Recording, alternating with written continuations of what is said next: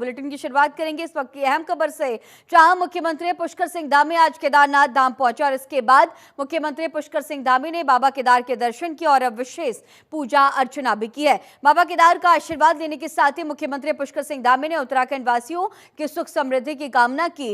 इस दौरान मुख्यमंत्री पुष्कर सिंह धामी ने केदारनाथ धाम में देश भर के पहुंचे श्रद्धालुओं, स्थानीय दुकानदारों और सम्मानित पुरोहित गणों से बातचीत कर व्यवस्थाओं का जायजा लेने के साथ ही चार धाम यात्रा का फीडबैक भी लिया। सीएम धामी ने कहा कि इस साल आपदा के बाद भी प्रशासन द्वारा की गई बेहतर व्यवस्थाओं के फलस्वरूप केदारनाथ धाम में आने वाले श्रद्धालुओं की संख्या का नया कीर्तिमान स्थापित किया गया। सुगम, सुरक्षित और सुव्यवस्थित चार धाम यात्रा उत्तराखंड सरकार की सर्वोच्च प्राथमिकता है। आपको ये भी बता दें कि केदारनाथ और बद्रीनाथ धाम में आज दीपोत्सव मनाया जा रहा है। दीपावली के लिए केदारनाथ और बद्रीनाथ धाम को फूलों से सजाया गया है। और ये दो तस्वीरें आप देखिए, जहां पर चारों धाम यात्रा के जो कपाट है, जो केदारनाथ धाम की कपाट है, बद्रीनाथ धाम की कपाट है, गंगोत्री धाम के जो कपाट है वो बंद होंगे। और इन सबके बीच धाम में दीपोत्सव मनाने खुद सीएम पुष्कर सिंह धामी पहुंचे। दो तस्वीरें आपको दिखा रहे हैं। केदारनाथ धाम सीएम पुष्कर सिंह धामी पहुंचे हैं, पूजा अर्चना की है, विशेष पूजा अर्चना की है और अब आने वाले 3 नवंबर को केदारनाथ धाम के कपाट बंद किए जाएंगे। बाबा केदार के दर्शन करने के लिए सीएम पुष्कर सिंह धामी पहुंचे, लोगों से उन्होंने मुलाकात की, श्रद्धालुओं से भेंट की है। धाम में आज दीपोत्सव मनाया जा रहा है। रुद्रप्रयाग जिले में स्थित केदारनाथ धाम के कपाट बंद होने में अब बस 2 दिन बचे हैं। बाबा केदार के कपाट बंद करने की प्रक्रिया शुरू हो चुकी है। 29 अक्टूबर को केदारनाथ धाम के रक्षक मुकुंड भैरवनाथ के कपाट बंद हो चुके हैं और इसके अगले दिन यानी बुधवार 30 अक्टूबर को पंचपंडा समिति की ओर से मंदिर के गर्भगृह में लगे सोने के छत्र को उतारकर भंडार गृह में रखा गया। 3 नवंबर को केदारनाथ धाम के कपाट बंद होंगे। आपको ये भी बता दें कि इस साल चार धाम यात्रा 10 मई से शुरू हुई थी। गंगोत्री और यमुनोत्री धामों के साथ ही उसी दिन केदारनाथ धाम के कपाट भी खुले थे। 12 ज्योतिर्लिंगों में बाबा केदारनाथ धाम में हर साल सबसे ज्यादा श्रद्धालु दर्शन करने पहुंचते हैं।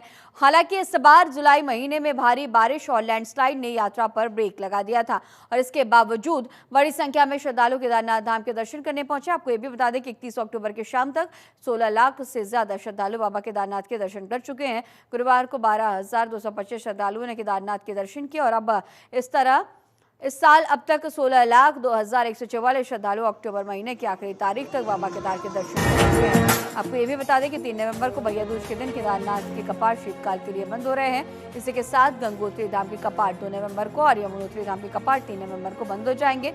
वहीं 17 नवंबर को बद्रीनाथ धाम के कपाट बंद किए जाएंगे।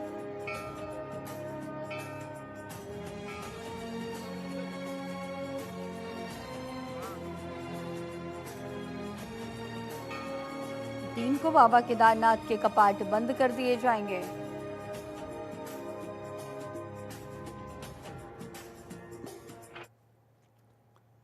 विश्व प्रसिद्ध गंगोत्री धाम में नगर पंचायत साफ सफाई का 5 दिवसीय कार्यक्रम चला रही है। आपको तारीख को मां गंगे की डोली गंगोत्री नगरी शीतकालीन प्रवास मुखवा के लिए रवाना होगी और इसी के चलते वही नगर पंचायत गंगोत्री ने गंगोत्री नगरी में साफ सफाई का 5 दिवसीय कार्यक्रम चला रही है और इससे ही गंगोत्री में साफ सफाई का पूरा कार्य नगर पंचायत करती आ रही है। इस वर्ष भी नगर पंचायत गंगोत्री धाम में सफाई करने चला रही है। तो 5 दिवसीय साफ सफाई का कार्यक्रम गंगोत्री धाम में चलाया जा रहा है। गंगोत्री धाम में ये साफ सफाई का कार्यक्रम चलाया जा रही है। तस्वीरें भी आप देखिए आपकी टीवी स्क्रीन पर, जहां पर स्वच्छता को ध्यान में रखते हुए प्रशासन पूरी तरह से मुस्तैद नजर आ रही है और ये साफ सफाई अभियान चलाया जा रहा है। 5 दिवसीय साफ सफाई अभियान चल रहा है। गंगोत्री धाम में ये साफ सफाई का अभियान चलाया जा रहा है।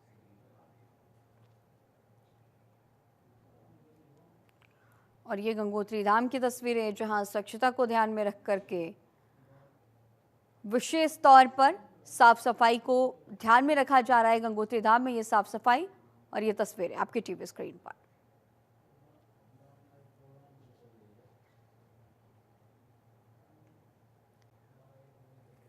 मुख्यमंत्री पुष्कर सिंह धामी ने देहरादून स्थित अपने सरकारी आवास पर अपने परिवार के साथ दिवाली मनाई। मुख्यमंत्री पुष्कर सिंह धामी ने दिवाली के अवसर पर अपने आवास पर पूजा अर्चना की और अपने संदेश में मुख्यमंत्री ने कहा कि दिवाली का ये पावन पर्व हम सभी के जीवन में नई रोशनी, ऊर्जा और उल्लास लेकर के आए। हमारी प्रगति के साथ साथ ये समाज में शांति और समृद्धि का मार्ग भी प्रशस्त करे।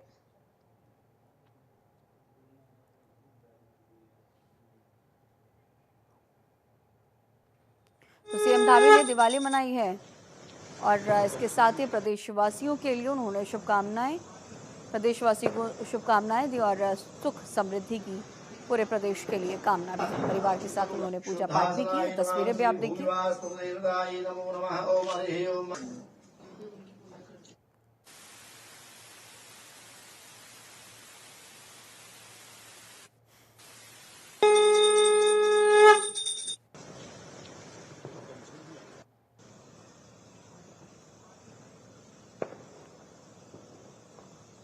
उत्तराखंड की धामी सरकार ने राज्य के उन युवाओं के लिए बड़ा ऐलान किया जो कि पुलिस में भर्ती होना चाहते हैं।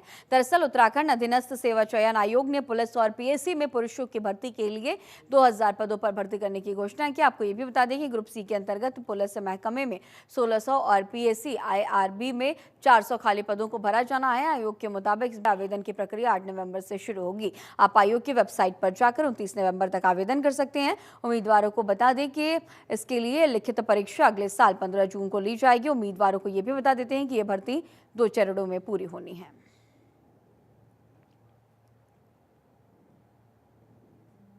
तो 2000 पदों पर कांस्टेबल पद के लिए भर्ती निकाली गई।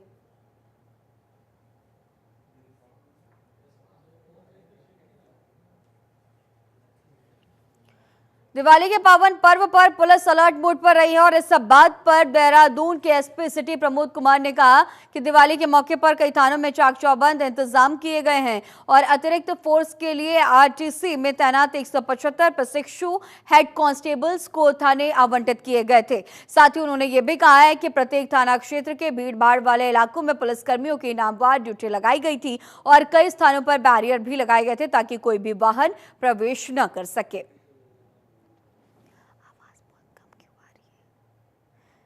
दिवाली के पर्व पर पूरी तरह से मुस्तैदी, चाक चौबंद इंतजामात, कई थानों में चाक चौबंद सुरक्षा व्यवस्थाएं रही। किसी भी तरह की कोई भी अनहोनी ना हो इसे लेकर के पुलिसकर्मी भीड़ वाले इलाकों में तैनात थे और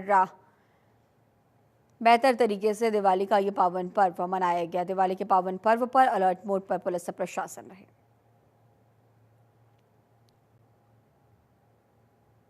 ये दीपावली के अवसर पर हमारे द्वारा विभिन्न थाना क्षेत्रों में जो है चाक चौबंद व्यवस्था की गई है और इसके तहत हमारे द्वारा एक्स्ट्रा फोर्स के लिए जो हमारे आरटीसी में प्रशिक्षु हमारे हेड कांस्टेबल्स थे उनको विभिन्न थानों को आवंटित कर दिया गया है, जो कि संख्या में तकरीबन 250 के आसपास है। इसके अलावा तकरीबन 50 या 60 के आसपास होम गार्ड्स भी मिले हम लोगों को, उनको भी हमारे द्वारा जो विभिन्न थानों को आवंटित कर दिया गया है। प्रत्येक थाने पर जो है जो उनके हॉट स्पॉट्स हैं या ये कहिए कि जो बॉटलनेक्स वाली एरियाज़ हैं, भीड़-भाड़ वाले एरियाज़ हैं, वहाँ भी ड्यूटी लगा दी गई है, नामवार ड्यूटी लगाई गई है और वहाँ पर बैरियर लगा दिए गए हैं कि जिस कारण पब्लिक जो है मार्केट में पैदल ही प्रवेश करे। किसी प्रकार का 2 व्हीलर है या 4 व्हीलर है या अन्य कोई लोडिंग या अनलोडिंग वाला वाहन जो है वो अंदर प्रवेश ना करे। और साथ ही साथ हमारे जो महिला पुलिस कर्मचारियों हैं उनको भी पर्याप्त मात्रा में लगाया गया है। महिला पुलिस पीएसओ भी तैनात किया गया है क्योंकि महिलाओं की, औरतों की भीड़ काफ़ी रहती है मार्केट में, तो उनके सुरक्षा के दृष्टिगत भी महिला पुलिस। केदारनाथ विधानसभा उपचुनाव के बीच बीजेपी ने मुख्यमंत्री पुष्कर सिंह धामी के भू कानून को लेकर किए गए वादों को दोहराना शुरू कर दिया।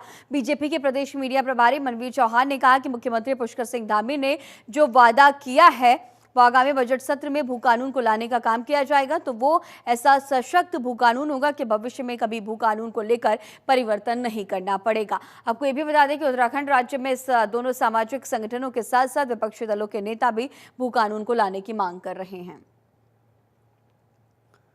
तो भू कानून को लागू करने की मांग की जा रही है और केदारनाथ विधानसभा उपचुनाव में अब भू कानून को लेकर के ये जो मुद्दा है वो उठाया जा रहा है। बीजेपी ने चुनावी मुद्दे बनाने के लिए भू कानून का जिक्र किया और कहा गया कि कांग्रेस भी भू कानून का मांग कर रही है। भू कानून ऐतिहासिक होगा। मुझे लगता है जो आदरणीय मुख्यमंत्री पुष्कर सिंह धामी जी ने कहा है कि जो आगामी हमारा बजट सत्र होगा उसमें जो भू कानून आएगा वो भविष्य में कभी दोबारा भू कानून में परिवर्तन करने की जरूरत नहीं होगी और सबसे अच्छा कड़ा और प्रदेश के हित के लिए, प्रदेश की जनता के हित के लिए वो भू कानून आने वाला है। मुझे लगता है जो आदरणीय मुख्यमंत्री चमोली में विश्व धरोहर फूलों की घाटी शीतकाल के लिए बंद कर दी गई है। फूलों की घाटी राष्ट्रीय पार्क में दुर्लभ प्रजाति के वन्य जीवों और वन संपदा की सुरक्षा को देखते हुए पार्क प्रशासन की तरफ से अभी 5 ट्रैप कैमरे घाटी की जरूरी जगहों पर लगाए गए हैं ताकि इन कैमरों में से घाटी में हो रही हर तरह की गतिविधियों पर नजर रखी जा सके। दरअसल फूलों की घाटी राष्ट्रीय पार्क हर साल 1 जून को खोली जाती है और 31 अक्टूबर को बंद कर दी जाती है। फूलों की घाटी को आम पर्यटकों के लिए बंद कर दिया गया। वहीं इस साल अभी तक घाटी में करीब 19,436 पर्यटक पहुंचे हैं, जिसमें 330 विदेशी पर्यटक भी शामिल रहे। इससे पार्क प्रशासन को 39,39,250 रुपए की आय प्राप्त हुई है।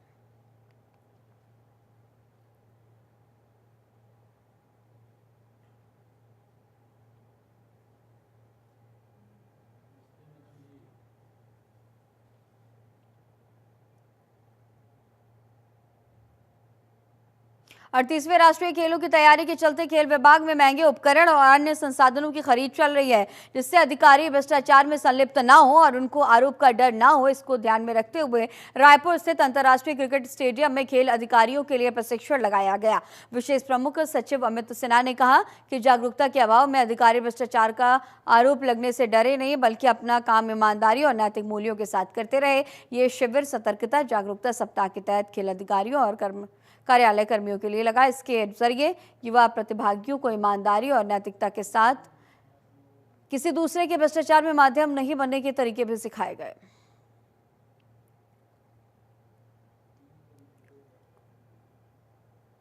तो खेल अधिकारियों के लिए यह प्रशिक्षण लगाया गया। राष्ट्रीय खेलों को लेकर के अधिकारियों को क्लास दी गई है। जरूरी दिशा निर्देश इस दौरान दिए गए हैं। उपकरण और संसाधनों की लगातार खरीदारी चल रही है। तो खेल के क्षेत्र में लगातार उत्तराखंड की जो सरकार है वो पूरी तरह से मुस्तैद है, तैनात नजर आती है। जैसा कि आपको विदित है कि हमारे नेशनल गेम्स बिल्कुल अब अपने आज 90 दिन बचे हैं। अगर मैं आपको देखूं, हमारा जो काउंटर चलता है तो आज 90 दिन बचे हैं। और आज हम लोगों ने, चूंकि विजिलेंस सप्ताह भी मनाया जा रहा था, तो आज हम लोगों ने अपने सारे लोगों की विजिलेंस की ट्रेनिंग कराई है, प्रिवेंटिव विजिलेंस की।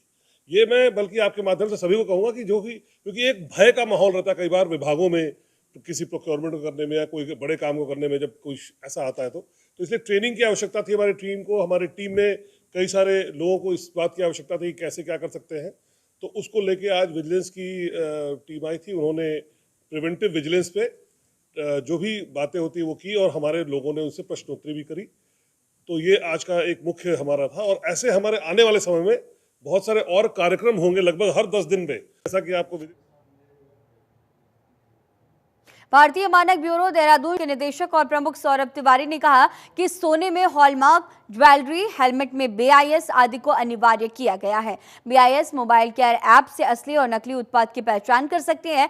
इस मोबाइल ऐप को प्ले स्टोर से डाउनलोड किया जा सकता है। निदेशक सौरभ तिवारी ने जानकारी देते हुए कहा कि 600 से ज्यादा ऐसे उत्पाद हैं जिनके निर्माण, आयात या विक्रय के लिए BIS चिन्ह अनिवार्य किए गए हैं। उन्होंने ये भी बताया कि देहरादून, नैनीताल, पौड़ी, पिथौरागढ़, हरिद्वार जिले में हॉलमार्क ज्वेलरी विक्रय की व्यवस्थाएं बनाई गई हैं।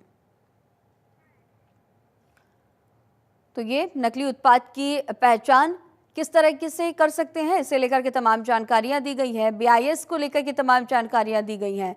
प्ले स्टोर से एक ऐप है, उसे डाउनलोड किया जा सकता है और इस डाउनलोडेड ऐप के जरिए आप तमाम जानकारियां इस BIS को लेकर के हासिल कर सकते हैं। 600 से ज्यादा उत्पाद के लिए BIS जरूरी है।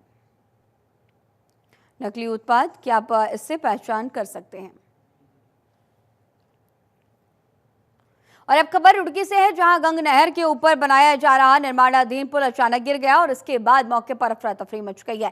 गनीमत ये रही कि इस हादसे के दौरान कोई मजदूर पुल के ऊपर कार्य नहीं कर रहा था, इसीलिए हादसे में किसी जानमाल का नुकसान नहीं हुआ है। वहीं लोक निर्माण विभाग के अधिशासी अभियंता विपुल सैनी ने बताया कि पुल को कोई नुकसान नहीं हुआ। गंग नहर में छोड़े गए पानी के तेज बहाव के कारण एक तार खुलने की वजह से पुल नीचे गिर गया। उन्होंने ये भी कहा कि अन्य कोई जनहानि नहीं हुई है।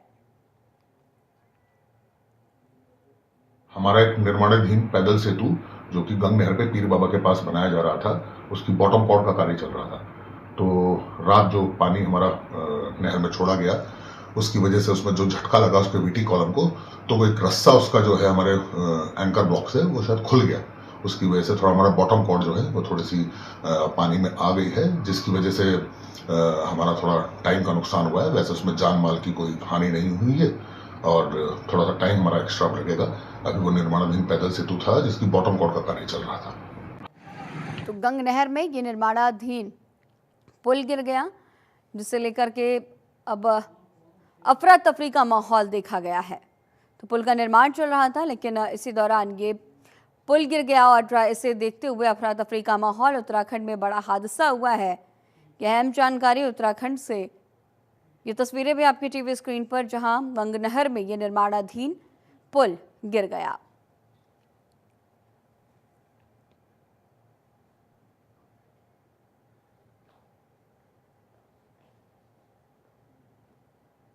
तो इस निर्माणाधीन पुल के गिरने से अफरा तफरी का माहौल आसपास के इलाकों में देखा गया।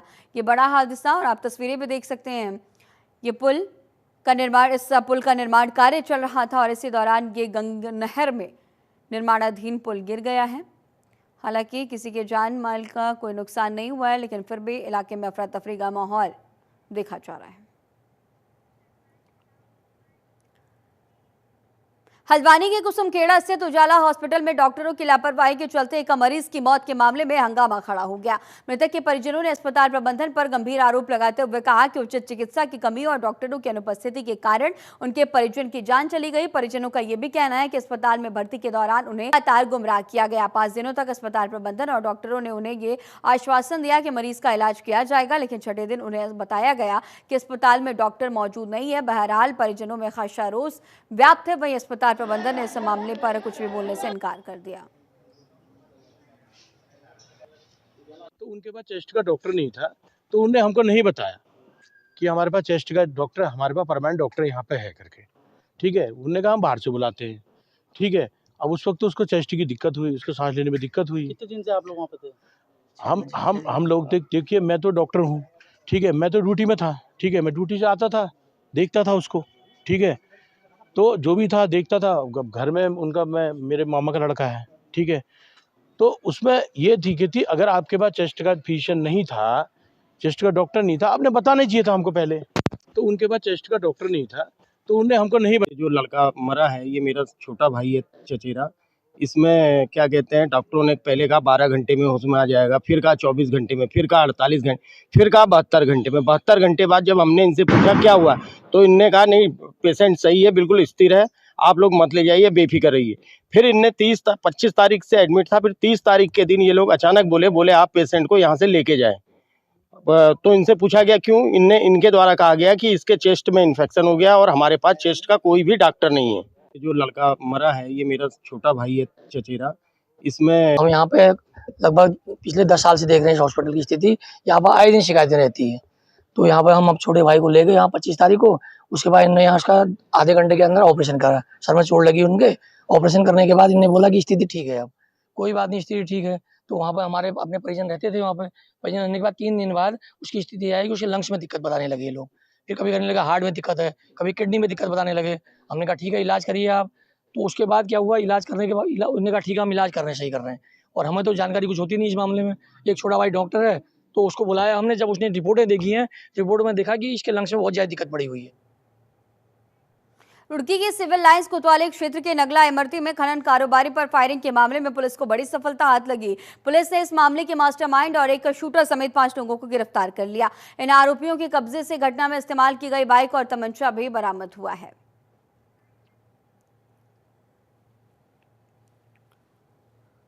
एक गुलाम साबिर नामक व्यवसायी पर जानलेवा हमला हुआ था, जिस पर एक व्यक्ति वारिस को गोली लगी थी। तत्काल पुलिस के द्वारा मामले को संज्ञान में लिया गया था और इसमें अभियोग पंजीकृत किए गए थे।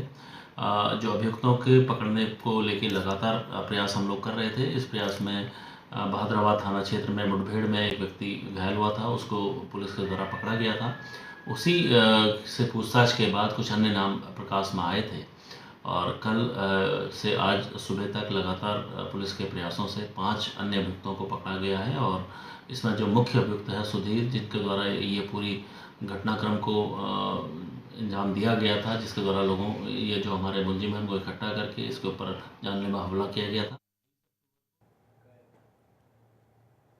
हरिद्वार पुलिस ने श्यामपुर क्षेत्र में हत्या का खुलासा किया। 29 अक्टूबर को चंडीगढ़ के आसपास खत्ता बस्ती में हुए हत्या के मामले में पुलिस ने आरोपी को गिरफ्तार कर लिया। दरअसल आरोपी ने अपनी बहन के साथ हो रहे अत्याचार से नाराज होकर अपने जीजा को मौत के घाट उतार दिया है। पुलिस के अनुसार आरोपी लड्डू बहन के साथ मारपीट को लेकर पहले से ही जीजा से रंजिश रखता था और इसी कारण विवाद बढ़ा और आरोपी ने डंडों से पीट कर अपने जीजा की हत्या कर डाली। बहन के साथ ज्यादती होने पर साले ने अपनी ही जीजा का कत्ल कर दिया। वो पहले भी लगातार नाराज अपने जीजा से चल रहा था, लेकिन इस बार उसने जीजा की हत्या कर डाली और जिसके बाद अब इस हत्याकांड का खुलासा हुआ है। अक्टूबर को थाना श्यामपुर में एक सूचना प्राप्त हुई थी, जिसमें खत्ता बस्ती जो चंडीघाट के पास में है उसमें एक व्यक्ति की पीट कर हत्या कर दी गई थी और पुलिस के द्वारा जब मौके पर पहुंच के जब इसकी पूरी पहचान की गई तो उस मृतक का नाम दुर्गेश था, पुत्र रामोकार। पुलिस के द्वारा तत्काल इस संबंध में तहरीर ली गई और जो आगे जांच में बात संज्ञान में आई थी कि इसका जो अपने साले से एक विवाद चल रहा था। जो इसका साला है वो अपनी बहन के साथ हो रही ज्यादती के से इससे लड़ाई करते हुए उसके द्वारा मारपीट के बाद इसकी हत्या कर दी गई। पूरे देश में दीपावली का त्योहार मनाया जा रहा है और अब ऐसे में मरीजों को लेकर दून अस्पताल में व्यवस्थाओं की स्थिति चिंताजनक है। बर्न के मामलों में तुरंत और उचित इलाज की आवश्यकता होती है, लेकिन अक्सर अस्पतालों में इसके लिए पर्याप्त व्यवस्था नहीं होती है और एक तरफ जहां बर्न के मरीजों को तत्काल इलाज की जरूरत होती है, वहीं दूसरी तरफ अस्पतालों में बर्न यूनिट की कमी और जरूरी सुविधाओं की भी कमी है और इससे मरीजों को सही इलाज नहीं मिल पाता और उनकी स्थिति और खराब हो जाती है। और इसके अलावा बर्न के मामलों में अक्सर डॉक्टर्स और नर्सों को भी उचित प्रशिक्षण की कमी होती है, जिससे वे बर्न के मरीजों को उचित इलाज नहीं दे पाते। बर्न यूनिट में जरूरी सुविधाओं का प्रबंधन, डॉक्टर्स और नर्सों को उचित प्रशिक्षण देने से बर्न के मरीजों को बेहतर इलाज मिल सकता है। बर्न जैसे दिवाली आ रही है तो उसका भी तैयार है, तो हमने सब सामान वगैरह उसका सब इंडेंट कर लिया, सब सामान हमने मंगा लिया है, जिससे कोई भी मरीजों को कोई भी परेशानी की जो परेशानी का सामना ना करना पड़े। और दून अस्पताल पूरी तरह इसके लिए तैयार है और हम कटिबद्ध हैं कि मैं मतलब मेरी ये इच्छा है कि कोई भी, पहली बात तो भगवान करे कि हो ही ना ऐसा किसी के साथ भी, है ना। और अगर मान लो कुछ ऐसे केसेस आते भी हैं तो हम लोग पूरी तरह तैयार हैं उनको मैनेज करने। काशीपुर में 3 अपराधियों को सलाखों के पीछे भेज दिया गया है। आपको ये भी बता दें कि पुलिस ने 2 दिन पहले नगर क्षेत्र के अलग अलग स्थानों से हुई चोरी और मोबाइल झपट्टा मार के आरोपियों को दर दबोचा था। काशीपुर पुलिस को इस दौरान बड़ी सफलता मिली। पुलिस ने 2 घटनाओं का पर्दाफाश कर सामान बरामद किया है। 2 बदमाशों ने पैदल जा रहे व्यक्ति का मोबाइल छीन लिया था। वहीं नगर में बीते दिनों चोरी की घटना का खुलासा करते हुए पुलिस ने जेवर बरामद कर लिए। काशीपुर कोतवाली में घटना का खुलासा करते हुए सीओ अनुष्का बड़ोला ने बताया कि तहरीर के आधार पर मुकदमा दर्ज कर लिया गया है। सीसीटीवी कैमरे खंगालने शुरू हो गए हैं। अपराधियों से चोरी हुए मोबाइल सहित आभूषण भी बरामद कर लिए गए और एक चाकू भी बरामद हुआ है। सीओ ने बताया कि आरोपी नशे का आदी और नशे की पूर्ति करने की घटनाओं को अंजाम देता है। मोहल्ला लक्ष्मीपुर पट्टी है काशीपुर थाने के अंतर्गत। यहाँ पे एक हमें चोरी की सूचना मिली थी, तो जो लोग थे वहाँ पे वो लोग घर पे नहीं थे, वो लोग कुछ दिन के लिए बाहर गए हुए थे। ये जो व्यक्ति था जिसने चोरी की है, इसकी बहन जो है वो उसी मोहल्ले की निवासी थी, तो इसे कहीं ना कहीं ये पता था, आइडिया था कि वहाँ पे वो लोग नहीं रहते हैं। तो ये उनकी छत पे गया, छत से कूद के फिर इसने वहाँ पे जब, क्योंकि लॉक्ड नहीं था कुछ भी, इसने घर के अंदर घुसा, पूरा खंगाला, वहाँ से काफ़ी सारी ज्वेलरी जिसमें सोने की अंगूठी, सोने के जेवरात और चांदी की भी कुछ चीज़ें थी और कुछ। और उत्तराखंड के इस खास बुलेटिन में फिलहाल इतना ही। खबरों का सिलसिला लगातार जारी रहेगा। बने रहिए जनतंत्र टीवी के साथ। नमस्कार।